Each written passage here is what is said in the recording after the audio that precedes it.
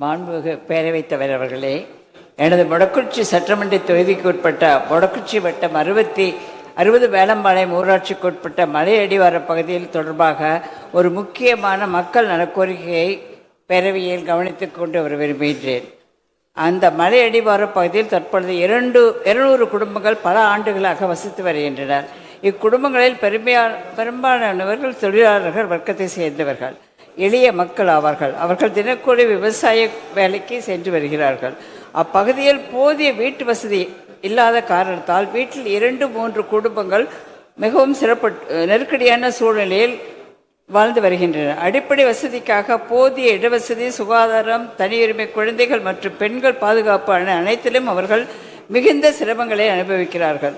மேலும் இயற்கை இடர்பாடுகள் மேலும் காலங்களில், குறிப்பாக மழை காலங்களில் இந்த நெருக்கடியான வீட்டு சூழல் பேரிடர் அபாயத்தை அதிகரிக்கும் நிலையில் உள்ளது. அமைச்சரின் கவனத்துக்கு கொண்டு வர விரும்புகிறேன். அப்பகுதியில் அரசுக்கு சொந்தமான புறம்போக்கு நிலம் பயன்பாடு என்று இருப்பதை வருவாய்த்துறை பதிவுகளின் மூலம் தெரிய வருகிறது.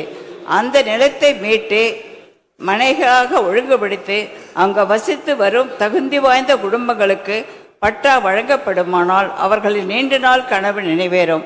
அரசு மேற்கொள்ளும் வீட்டு வசதி மற்றும் அடிப்படை வசதி திட்டங்களையும் அவர்கள் முழுமையாக பயன்படுத்துவார்கள்.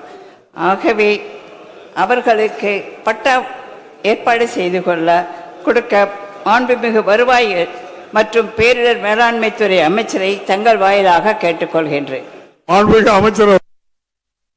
பேரவைத் தலைவர்கள் மனு உறுப்பினர் சொல்லியதை போல அந்த பகுதியில் அரசு புறம்போக்கு நிலம் இருக்கும் என்று சொன்னால் அதை ஆய்வு செய்து அதுக்கு தகுதியான நபர்களுக்கு தேர்வு செய்து அவர்கள் பட்டா வழங்குவதற்கு வேண்டிய அந்த பணிகளை செய்ய முடியும்.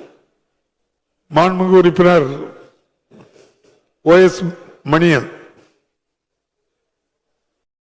பேரவைத் தலைவர் அவர்களே வணக்கம்.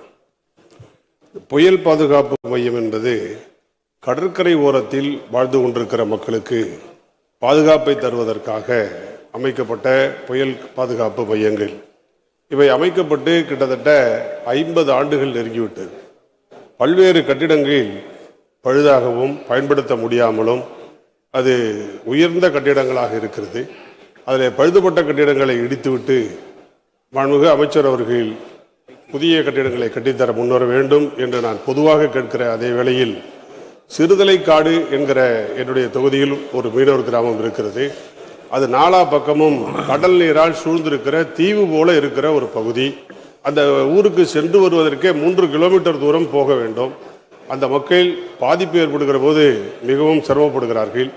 நான் உங்கள் தொகுதியில் முதலமைச்சர் என்கிற திட்டத்தில் அந்த கட்டிடத்தை கட்டி தருவதற்கான வேலையை கேட்டிருந்தேன். அது திட்ட மதிப்பீடுகள்லாம் தயார் செய்யப்பட்டது. ஆனால் நிதி ஒதுக்கப்படவில்லை, பணி தொடங்கவில்லை. அதை தொடங்குவார்களா, செய்து தருவார்களா என்று மாண்புமிகு அமைச்சர் மூலமாக அமைச்சர்களை கேட்டுக்கொள்கிறேன். மாண்புமிகு பேரவைத் தலைவர்களே, மாண்புமிகு